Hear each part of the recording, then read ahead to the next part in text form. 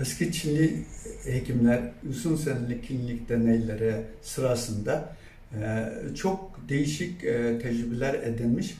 Bunu birkaç teori üzerinde özetlemiş. Bunda en önemli teorileri Yin Yang, yani eksi artı teorisi. İkincisi Wuxin teorisi, yani 5 madde teorisi. Üçüncü Zangshan, yani organ sureti teorisi. Dördüncü Jingmo, yani Hat'a, yani meridian teorisi.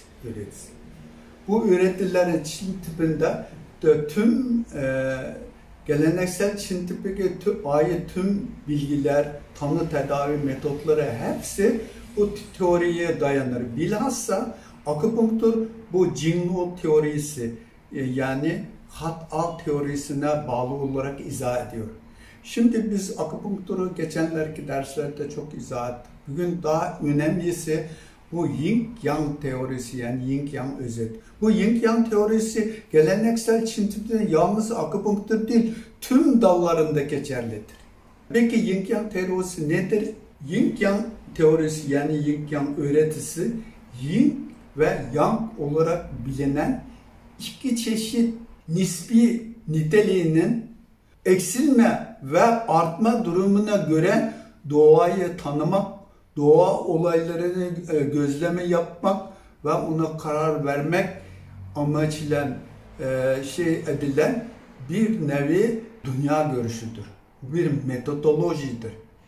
Bu basit dille ifade etmek gerekirse Yin Yang teorisi aslında canın, yani Çin'in kutuplaşma durumunu izah eden bir teoridir. Türkçe'de bunu eksi artı olarak izah etmek mümkün. Çünkü buradaki olay mevcut bir niteliklinin eksilme ve artma.